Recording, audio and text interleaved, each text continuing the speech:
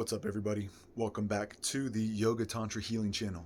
In today's video, we're going to talk a bit about pranayama, some of the benefits, the effects, and also the importance of pranayama, or learning to control the breath in our yoga practice.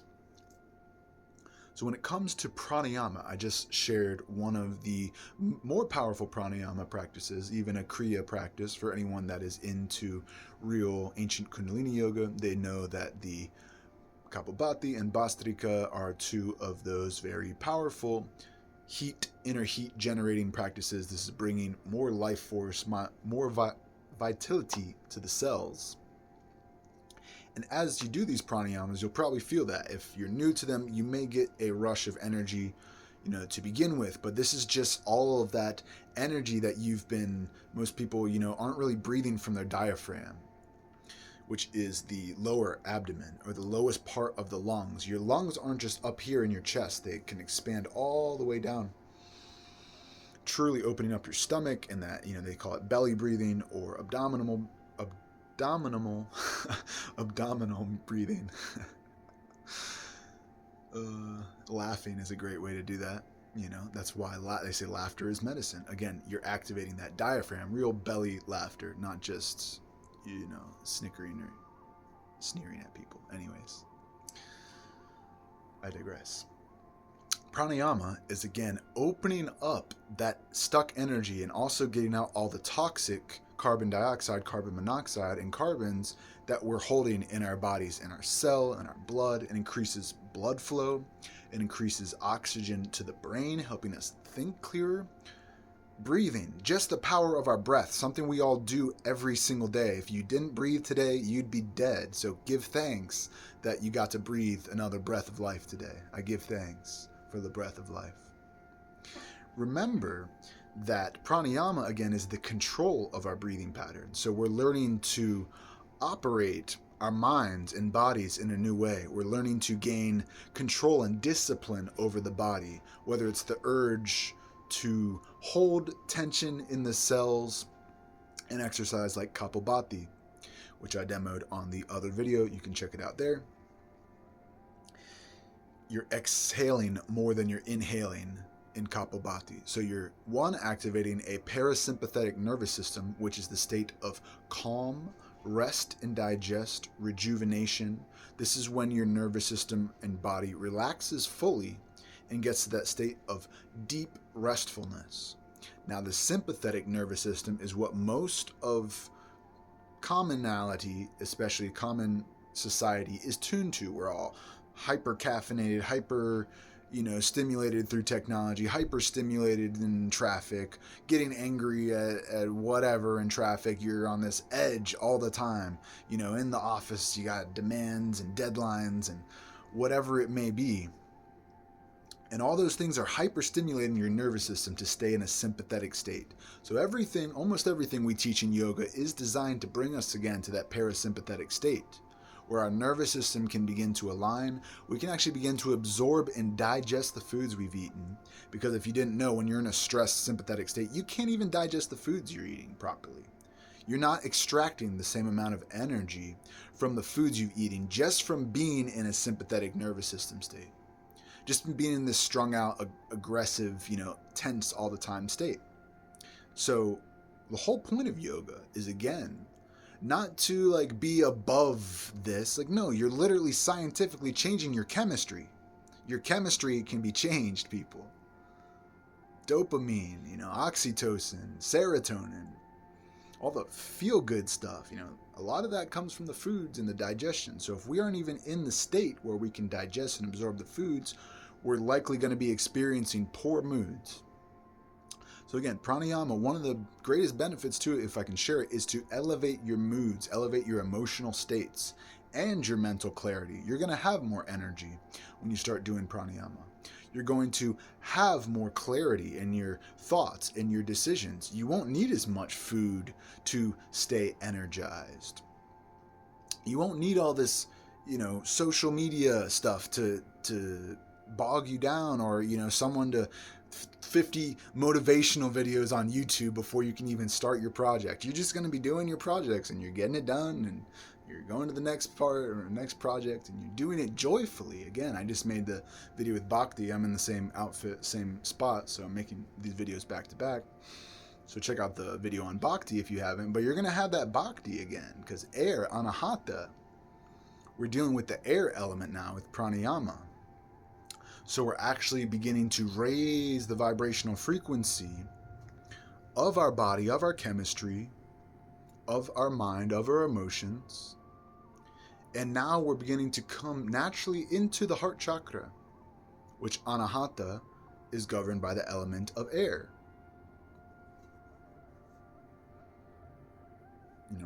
We're slowly getting more and more subtle with the elements and the chakras too, if we look at it from that perspective. The root is earth, the sacral water, the solar plexus fire, the anahata air, and then the throat chakra ether or space. Notice how we're going from earth, the most dense substance, the physical body, to water. Again, water is pretty heavy. If you put it in a big jug or even a pot or something, and fill it with water, that pot's going to be way heavier than it was before. Water has density to it, but we're still fluid. We can move over rocks and all those things. Fire, doesn't really have a weight to it, but if you touch fire, you'll feel the heat. Yet air, you can feel it, but you can't, you can feel it on your skin, but you don't know it's there. It's just there. So air is the most subtle of all the physical elements. And also, again, dealing with the chakras. This is just a slight segue to get back to pranayama. So realize this is also an inner alchemy that's happening in yoga. An inner alchemy is occurring. The most dense physical substance of the body is being purified. The emotions, again, the water, the fire, the passion, also kind of the spiritual spark inside of us is that fire. All these things are getting purified. What happens when you heat water? What is created? Steam. So imagine the breath of fire, or the bastrika, more specifically, as literally like you're generating this inner heat in your lower centers, in your navel, particularly in your lowest diaphragm. And when you concentrate that heat and that fire there, you're literally transforming your base elements into the more subtle and higher energies. This is why you experience more clarity of mind. This is why you experience heightened emotional states. You'll just be laughing for no reason. You'll just find joy in the simplest thing. You might even get grief. You might get tears of healing. Just things that were just on your mind or stuck in your body. That's your body's way of releasing these things. That's how you know these energies have risen up and are now cleansing from the body. Very natural experience in Kundalini awakening. And you may experience that. We've all experienced trauma to some degree, some of us more than others. So as you accelerate this healing, pranayama, again, bringing about that rise and transmutation of energies, you may experience emotional detoxing, emotional flushes, mental, all of a sudden, like I said, you're just filled with joy and energy, and you just want to share that with others. You don't know why, but you feel something, and people kind of look at you funny. They're like, why is he dancing? Why is he singing? Why is he laughing at his own jokes? Why is he making things fun? People get angry at that, Here I am laughing at myself, just thinking about it. And it's to realize, like, we all have this same biology. We've all been given this gift of a body. Let's learn how to use it. Yoga is all about it. Using this gift that God has given us, this body, the divinity that is in us, is waiting to be awakened. So pranayama, again, is one of those ways to raise this level of energy, raise our inner clarity, our inner sanctuary, our inner temple, to that place of the heart chakra where devotion can begin, bhakti can really begin, Most of the world is stuck in one of the 3 lower chakras, in those more dense physical elements. So that's why when you experience something spiritual, usually it's best to keep it to yourself. Pranayama is one of those things. And breathwork is more popularly called today. People love all this breathwork stuff going out. They didn't realize the yogis originated. They just hear breathwork and they're like, oh yeah, breath. Everyone's like, breathwork party. It's way better than, a lot of other ways we could be gathering together. So I'm all for that. But understand that breathwork is just another fancy word for pranayama, working with the breath to access dormant and latent energies within the body, and also to raise the vibrational frequency of the body, of our chemistry, our blood flow, our oxygen levels, our heart rate going down. Sometimes you're speeding the heart rate up and then getting it to go down. Kumbhaka, the breath retention. Again, I laid that all out in the other pranayama demo. But I wanted to get into some of the practical and the spiritual side of why pranayama is so effective and why it's so important as part of our practice. You can do these practices daily. You may want to start with just counting your breath. Most people can't even count their breath. I'm just saying. 5 seconds inhale, 5 seconds exhale. See if you can hold that breath rate for 5 minutes. If you can do it for even 1 minute, you're doing all right. But try 5 minutes. 5, 5, 5. 5 seconds in. 5 seconds exhale.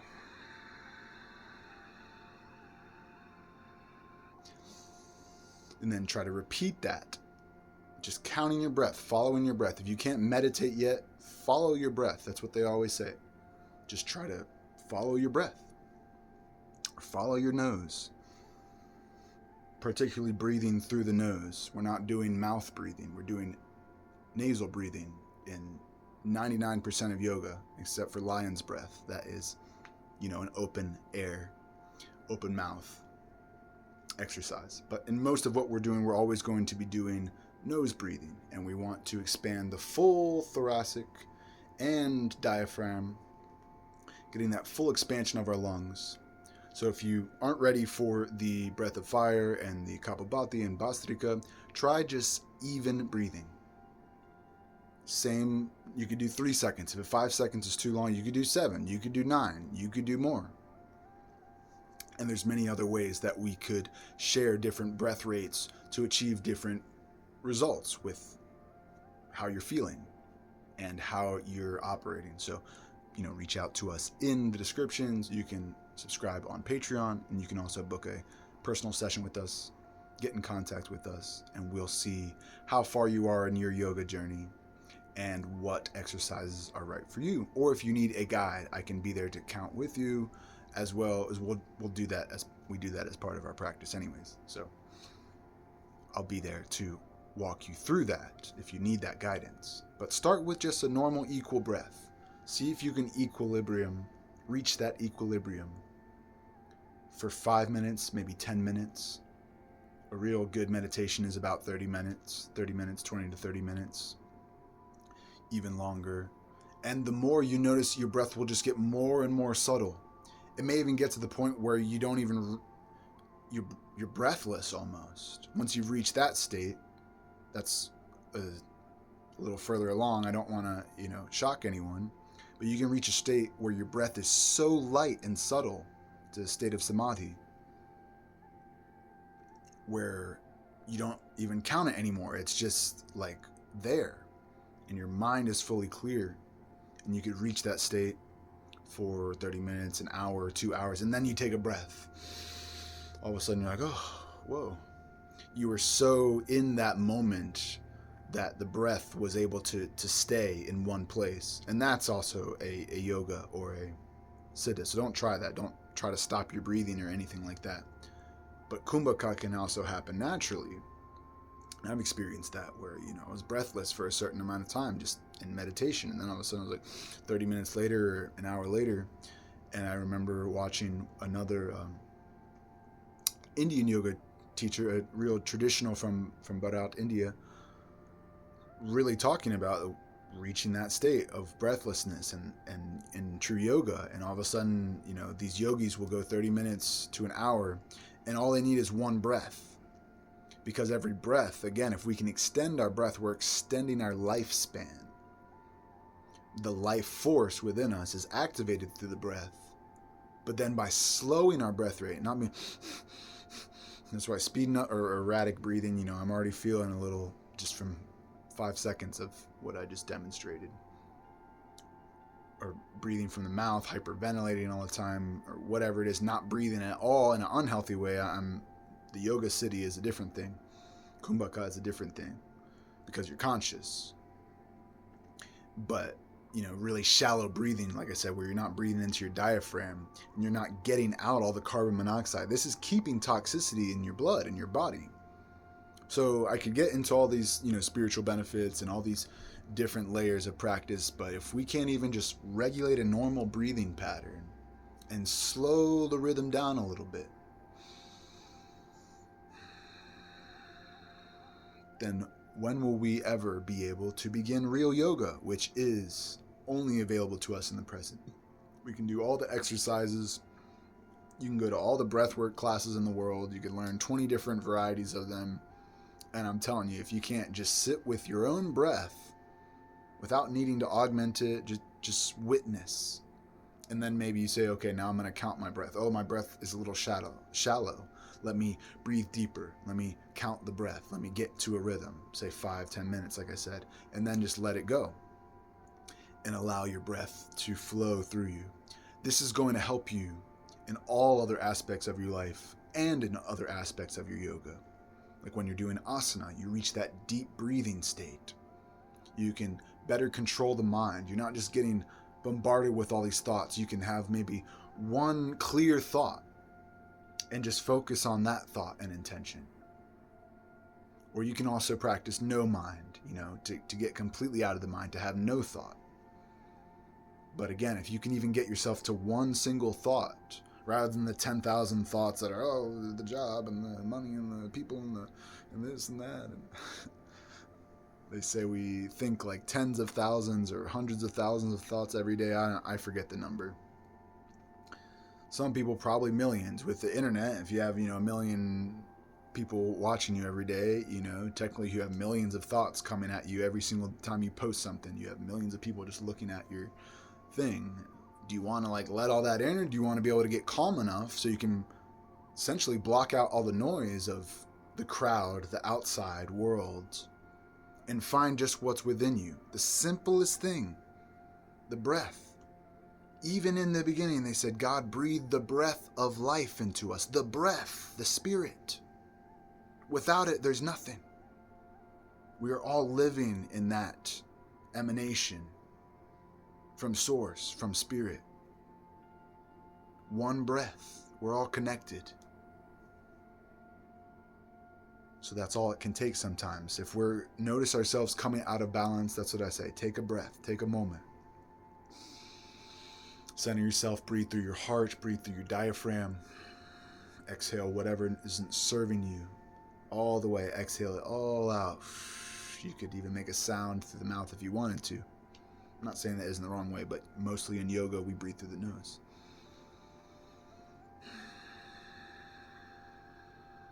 Put the tongue to the roof of the mouth, behind the teeth. Right there. Creating that energetic circuit, or you can put it further back for Kachari. That's more advanced mudra. But just one breath and recenter yourself and see how everything changes. If you notice yourself coming out of balance, if you reach a really positive state in meditation and then say you have a bad day or you get angry at something or something happens, it is natural. But remember, you can, again, change your chemistry. You don't have to stay in that state. You can detox and clear the air within the body, which also purifies the other elements. Yoga is both exercises, processes, the meditations, the mantras, all the good stuff we share, plus just the cleansing of the elements. There's a specific word for it. I'm not going to mess it up here. But the cleansing of the elements is one of the most important parts, because if we can get that right, all of the other practices will align with us. Everything else we do will naturally align if we can get the body and the elements to function, from the foods that we eat to the liquids that we consume, the emotions and states that we're in when we're consuming those foods and liquids, and then the state of our digestive health, is our gut in proper balance, all of those sorts of things. And then again, coming to the heart, where the breath, am I conscious of my breath? Am I holding it out? Am I not allowing enough oxygen in? Am I not allowing enough exhale out? And just those little things, those little reminders every day. Then everything else will start to align, because we've reached that state of inner purity to align us, not to be better or to be anything more than we are, but to align us to a clearer channel for the divine to flow through, so you can hear the voice that's speaking to you, and to discern from the ones that are not that true one.